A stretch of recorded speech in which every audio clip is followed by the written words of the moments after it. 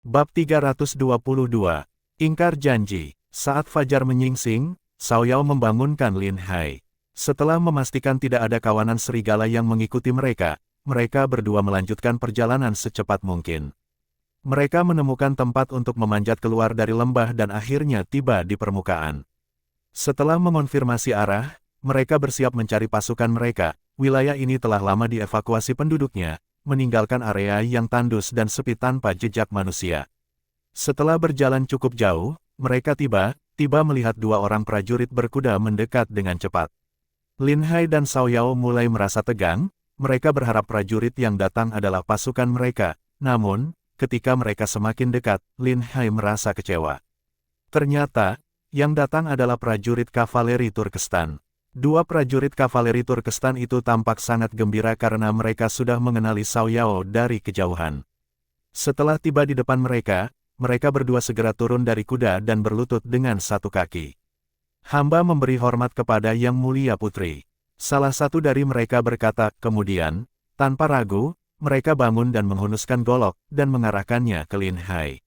Yang Mulia Putri berhasil menangkap seorang komandan pasukan Daxia. Ini benar kabar baik. Lin Hai hanya bisa tersenyum pahit, lalu berkata, Nona Xiao Yao, kita sudah sepakat untuk sementara ini tidak saling bermusuhan, jangan sampai kamu mengingkari janjimu. Turunkan senjatamu sekarang juga, perintah Xiao Yao dengan tegas. Kedua prajurit Turkestan itu tampak kebingungan, mengingat sebelumnya Xiao Yao sangat membenci Lin Hai dan sangat ingin menangkapnya dan menghancurkannya. Namun, karena itu adalah perintah dari sang putri, mereka harus mematuhinya. Setelah aku pergi, bagaimana kabar pasukan kita? Berapa banyak korban yang jatuh? Tanya Xiao Yao. Wajah kedua prajurit Turkestan itu menjadi muram mendengar pertanyaan Xiao Yao. Pada malam pertempuran itu, kita kehilangan lebih dari 3.000 orang, sebagian besar karena senjata api lawan yang sangat mematikan. Pasukan Dawaxia sendiri kehilangan sekitar 1.000 prajurit. Tatapan mereka penuh dengan kebencian dan niat membunuh saat mereka memandang Lin Hai. Meskipun Lin Hai merasa sakit hati mendengar kabar itu, dia masih merasa sedikit lega setelah mengetahui bahwa pasukan Daxia tidak mengalami kekalahan yang lebih besar. Dengan keberadaan Wang Dayong dan yang lainnya yang memimpin, mereka seharusnya bisa melindungi keselamatan pasukan mereka. Xiao Yao menghela napas panjang. Kematian dalam peperangan memang tak terhindarkan, cepat beritahu pasukan utama, kita akan segera kembali ke Turkestan. Salah satu prajurit Turkestan segera menaiki kudanya dan pergi melaporkan kabar tersebut. Sementara prajurit lainnya tetap tinggal untuk melindungi Xiao Yao, dia menatap Lin Hai dengan waspada, seakan siap menebasnya jika tidak ada Xiao Yao. Nona Xiao Yao, karena kamu sudah memutuskan untuk kembali ke Turkestan, mari kita berpisah di sini. Aku juga harus mencari pasukanku, kata Lin Hai sambil memberi hormat. Tunggu, tempat ini sepi dan tak berpenghuni, siapa yang tahu apa yang akan terjadi? Lebih baik ikut bersama kami, jawab Xiao Yao. Tak perlu repot, ini adalah wilayah Daxia, pasukanku pasti akan mencariku cepat atau lambat, jawab Lin Hai dengan cepat menolak, jangan bercanda. Pasukan Turkestan telah kehilangan begitu banyak prajurit, hampir semua prajurit kavaleri Turkestan pasti ingin membunuhku. Ikut dengan mereka sama saja dengan mencari mati. Meskipun Xiao Yao sudah menepati janjinya, berada di tengah musuh tetap membuat Lin Hai tidak nyaman. Xiao Yao menatap Lin Hai tanpa berbicara. Keduanya saling memandang hingga sekelompok prajurit berkuda lainnya datang dengan cepat. Xiao Yao tiba tersenyum lebar. Pasukanku sudah tiba, aku sarankan, kamu tidak kembali ke Daxia. Mengapa tidak ikut denganku ke Turkestan saja? Kata Xiao Yao dengan senyum di wajahnya. Hati Lin Hai semakin tenggelam, dia tidak menyangka Xiao Yao akan mengingkari janjinya. Kamu benar tidak menepati janjimu. Kita sudah sepakat, apa maksudmu dengan ini? Xiao Yao tertawa dengan riang. Menepati janji itu untuk para pria, untuk sesama laki-laki. Bukankah ada pepatah di Daxia yang mengatakan bahwa perempuan dan orang jahat itu sulit dipelihara? Aku ini perempuan, jadi meskipun aku melanggar janji, itu tidak masalah, kan? Aku benar menyesal telah menyelamatkanmu. Lin Hai memaki dan mulai berlari. Xiao Yao tertawa semakin ceria dan memerintahkan, tangkap Lin Hai, tapi jangan lukai dia. Para prajurit kavaleri Turkestan segera maju dan menangkap Lin Hai dengan mudah. Dua prajurit turun dari kuda dan mengikat tangan Lin Hai dengan tali, Lin Hai tahu dia tidak mungkin bisa melarikan diri lagi. Dengan senyum pahit, dia berkata, bagaimanapun juga, kita pernah melalui bahaya bersama. Tidak perlu sampai mengkhianati satu sama lain, kan? Tentu aku tidak akan mengkhianatimu. Meski dulu kamu sudah banyak menyiksaku, aku sudah tidak menyimpan dendam. Bagaimanapun, kamu telah menyelamatkan nyawaku. Aku akan membawamu kembali ke Turkestan dan menjamumu dengan baik, jangan khawatir, aku tidak akan menyiksamu, kata Xiao Yao. Tidak perlu repot. Tidak perlu menjamuku, karena Turkestan juga tidak terlalu makmur. Lebih baik kamu gunakan uang untuk merawat rakyatmu. Mari kita buat kesepakatan, kita tidak akan saling campur tangan lagi seperti yang kita bicarakan sebelumnya. Ah, itu tidak bisa. Aku selalu membalas budi, angkat Lin Hai ke atas kuda. Perintah Xiao Yao, seorang prajurit segera membawa kuda yang baik, dan Lin Hai diangkat ke atasnya. Xiao Yao juga naik ke kuda itu dan memeluk Lin Hai dari belakang. Dengar perintahku, kita kembali ke Turkestan sekarang juga. Perintah Xiao Yao kepada pasukannya, Lin Hai bisa merasakan tubuh lembut Xiao Yao di belakangnya, namun dia sama sekali tidak berniat untuk mengambil keuntungan dari situasi ini. Jika kamu membawaku kembali, aku akan menerima nasibku. Tapi bisakah kamu mengirim seseorang untuk memberitahu pasukan utara bahwa aku masih hidup? Jangan biarkan mereka khawatir, dan mintalah mereka kembali ke Pingzu untuk membantu Raja Lin melawan Tibet, kata Lin Hai, mencoba membuat permintaan terakhirnya. Tidak masalah, aku akan mengirim seseorang untuk memberitahu hal ini kepada pasukanmu. Sekarang, ikutlah denganku kembali ke Turkestan, kata Xiao Yao. Lin Hai tahu dia sudah tidak bisa melarikan diri lagi, jadi dia menerima nasibnya. Dengan senyum pahit, dia berkata, untuk apa kamu membawaku pulang? Jika ada sesuatu yang kamu inginkan, lebih baik kamu katakan saja, aku akan berusaha memenuhinya. Xiao Yao tertawa pelan dan memeluknya lebih erat. Kamu telah menyentuh tubuhku dan bahkan sudah menciumku. Tentu saja kamu harus ikut denganku dan menjadi suamiku. Apakah kamu pikir aku akan membiarkanmu pergi begitu saja? Lin Hai terkejut mendengar katanya. Jika dia menikahi putri Turkestan, itu akan membuat Kiawer dan yang lainnya, bahkan Ibu Suri, menjadi sangat sedih. Saat itu aku melakukan hal itu untuk menyelamatkanmu. Jika aku tidak melakukannya, mungkin kamu sudah mati sekarang. Kamu tidak boleh membalas kebaikan orang dengan pengkhianatan. Lin Hai mencoba melawan, tapi tubuhnya terikat dan dia tidak sekuat Xiao Yao. Jika ada orang lain yang berani melakukan itu padaku, dia pasti sudah mati ditebas pedangku. Kamu seharusnya bersyukur aku sudah memilihmu menjadi suamiku. Apakah kamu merasa dirugikan? Tanya Xiao Yao dengan nada cemberut. Xiao Yao adalah wanita tercantik di Turkestan dan putri paling dicintai. Bahkan di Daxia, dia bisa menjadi bunga kota dengan mudah. Aku sudah menikah, apakah kamu ingin menjadi selirku? Tanya Lin Hai. Jangan coba menghindariku dengan alasan itu. Di Turkestan, kamu adalah pria milikku, tapi jika kamu ingin membawa istrimu ke sini, aku tidak akan keberatan, jawab Xiao Yao dengan nada dingin. Bab 323. Waktu yang mendesak. Sejak Wang Dayong dan yang lainnya menyadari hilangnya Lin Hai, mereka tidak lagi memiliki semangat untuk terus berperang melawan pasukan Turkestan. Mereka mencari jejak Lin Hai seperti orang gila. Namun, hujan deras pada malam itu menghapus semua jejak, sehingga mereka tidak tahu ke arah mana Lin Hai pergi. Di sisi lain, pasukan Turkestan juga sibuk mencari sang putri, sehingga mereka tidak lagi menyerang pasukan Daxia. Kedua belah pihak berusaha untuk tidak saling bertemu dan masing-masing mencari di wilayah mereka sendiri. Tuan, di mana sebenarnya Anda berada? Jika terjadi sesuatu pada Anda, kami tidak akan sanggup untuk terus hidup. Wang Dayong sangat cemas hingga merasa hatinya seperti terbakar. Namun, setelah 2 hari 2 malam mencari, mereka masih belum menemukan petunjuk. Aku yakin Tuan dilindungi oleh keberuntungan besar, dia pasti akan baik-baik saja. Tidak ada yang bisa mencelakainya, kata Situ dengan suara berat. Ucapan seperti itu tidak ada gunanya. Lebih baik kita segera membagi tim dan terus mencarinya, siang dan malam tanpa henti. Meskipun harus menggali tanah sedalam 3 meter dalam, kita harus tetap menemukannya. Liu Ergo sudah hampir putus asa, dia terus-menerus memukul kepalanya dengan tinjunya. Kita terlalu ceroboh, kita sudah gagal melindungi Tuan. Saat mereka sedang tenggelam dalam rasa bersalah, seorang prajurit kavaleri Turkestan tiba-tiba mendekat dengan cepat. Wang Dayong segera memerintahkan anak buahnya untuk menyiapkan busur panah, siap untuk membunuh prajurit itu kapan saja. Hanya ada satu orang, lihat dulu apa maksudnya. Wang Dayong memastikan tidak ada penyergapan, dan memerintahkan bawahannya untuk tidak bertindak gegabah. Jika ada seorang prajurit berani mendekati pasukan besar, maka pasti ada pesan penting yang dibawa. Prajurit kavaleri Turkestan berhenti sekitar 30 langkah jauhnya dan berteriak, "Kalian tidak perlu mencari Lin Hai lagi, dia bersama putri kami dan akan ikut dengan kami ke Turkestan. Lin Hai menyuruhku memberi pesan kepada kalian untuk tidak mencemaskannya dan menyuruh kalian segera pulang untuk membantu Raja Lin menghadapi pasukan Tibet. Jika kalian berani mengejar, kami tidak akan bisa menjamin keselamatannya." Setelah berkata demikian, prajurit itu berbalik dan pergi. "Tangkap orang itu, jangan biarkan dia lolos." Liu Ergo berteriak dengan mata merah, dia segera memacu kudanya untuk mengejar. "Ergo, berhenti sekarang juga. Tidakkah kamu mendengar bahwa mereka melarang kita mengejar? Tuan berada di tangan mereka, kita tidak boleh bertindak gegabah." Wang Dayong cepat-cepat memanggilnya.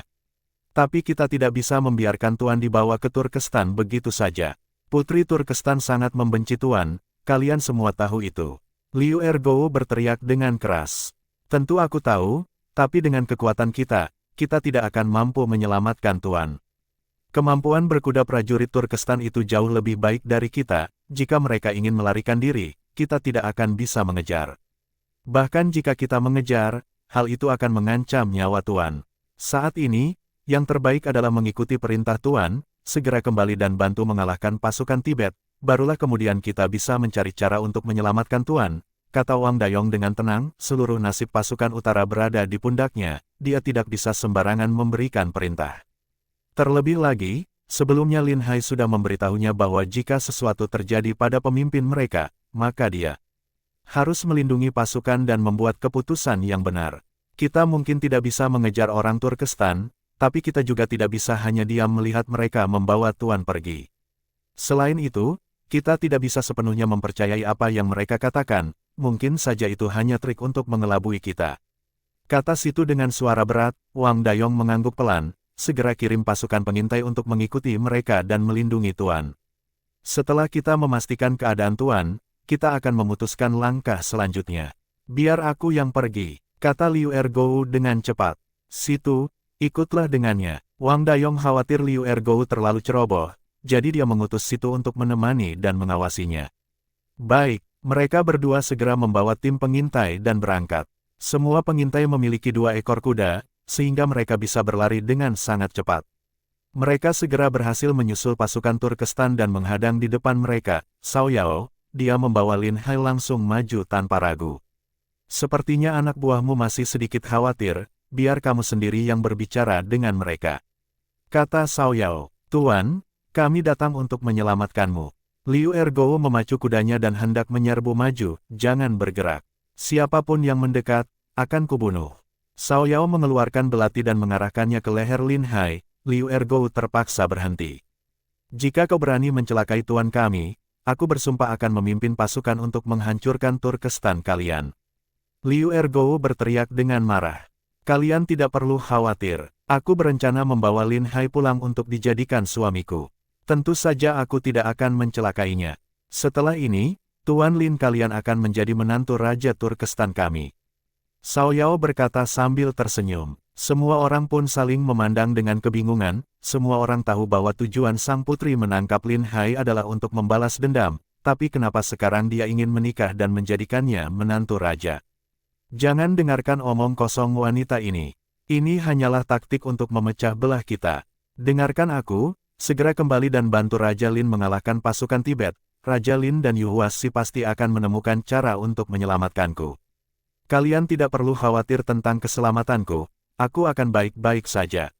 Lin Hai berbicara sambil menatap Situ dan Liu Ergo, memberi isyarat agar mereka segera kembali dan tidak membuang waktu lagi. Cao Yao mungkin sudah mengirim seseorang untuk memberitahu pasukan Tibet tentang situasi ini.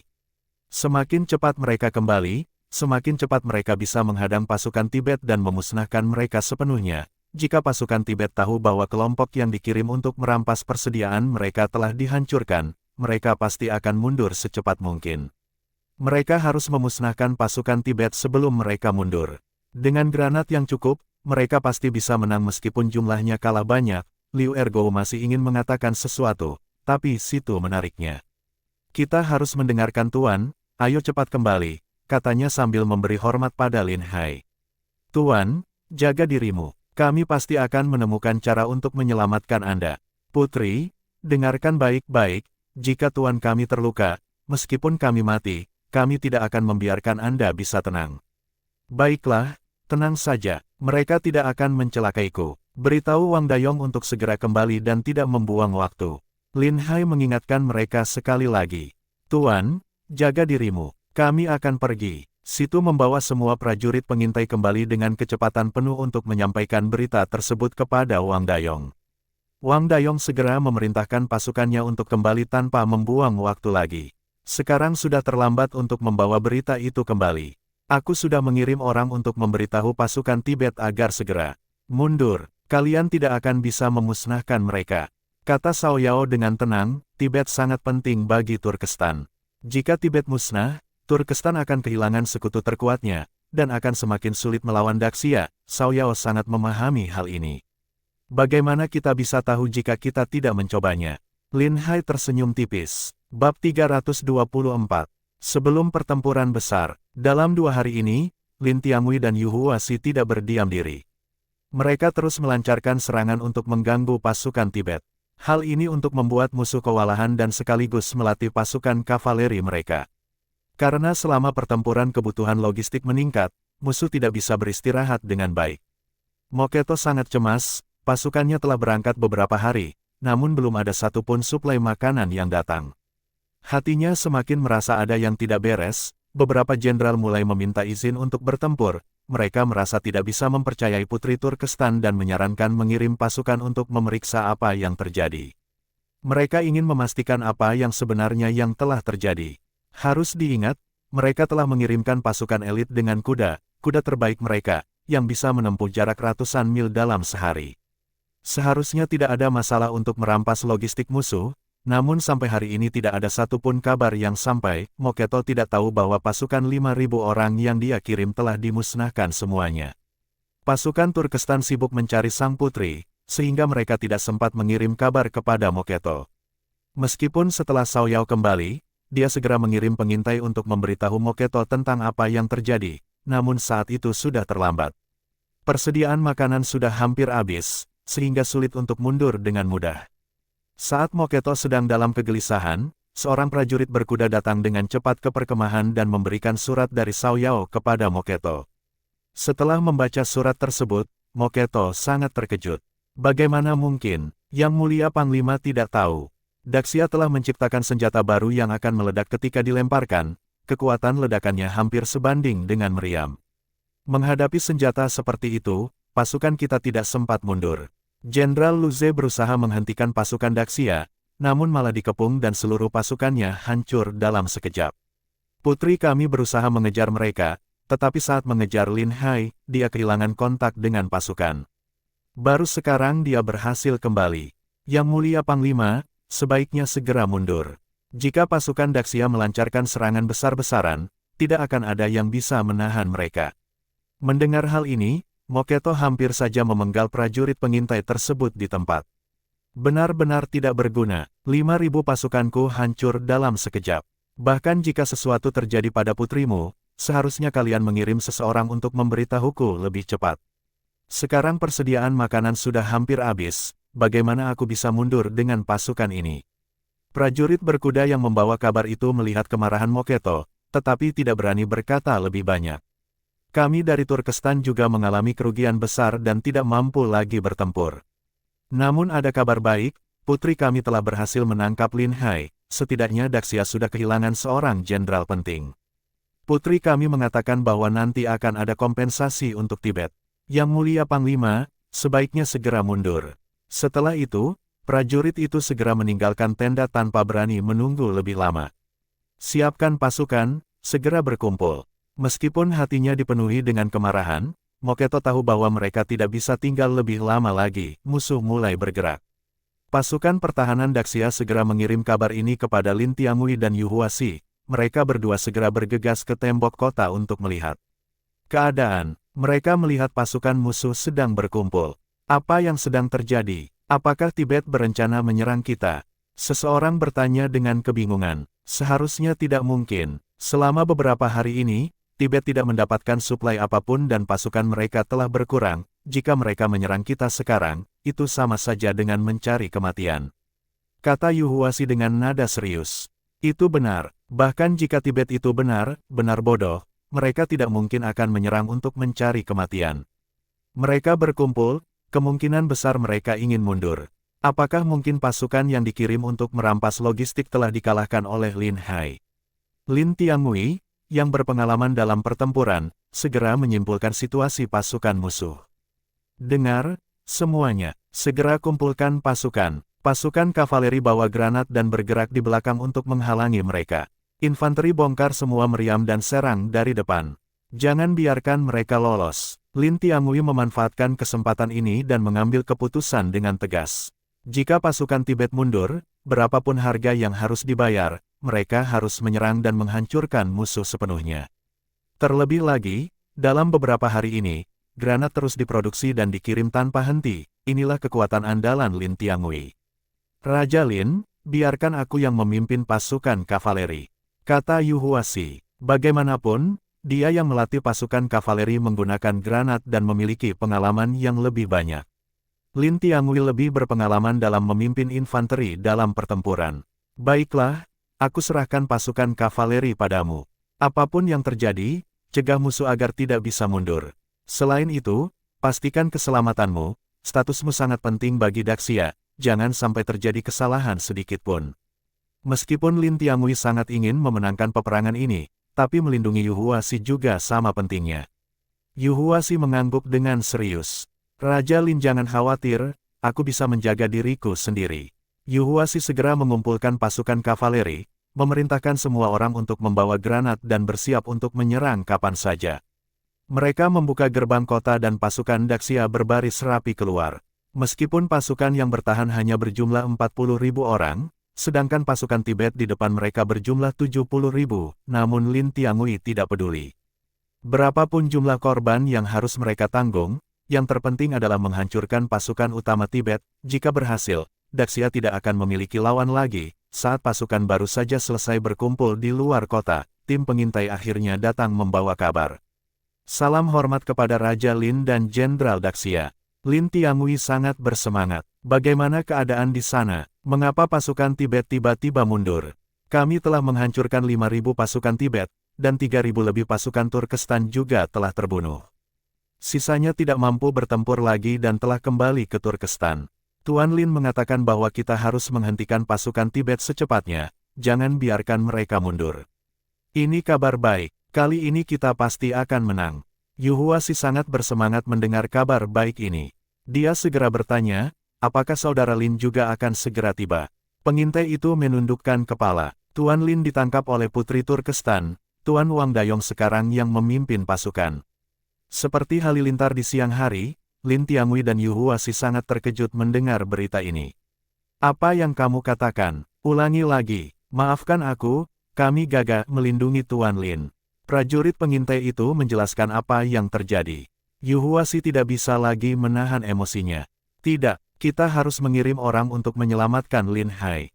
Jika dia jatuh ke tangan Turkestan, dia mungkin akan mengalami nasib yang lebih buruk daripada kematian. Tenanglah, jangan gegabah, saat ini yang perlu kita lakukan adalah mengalahkan Tibet.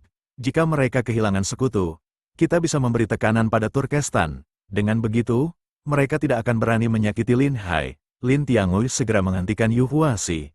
Meskipun dia juga sangat khawatir, namun pada saat krusial ini, mereka tidak boleh membuat kesalahan sekecil apapun. Jika mereka membiarkan pasukan Tibet lolos, Daxia tidak akan bisa mengalahkan Turkestan dalam waktu singkat, dan malah akan memberi mereka kesempatan untuk bersatu melawan Daxia. Saat itu menyelamatkan Lin Hai akan menjadi lebih sulit.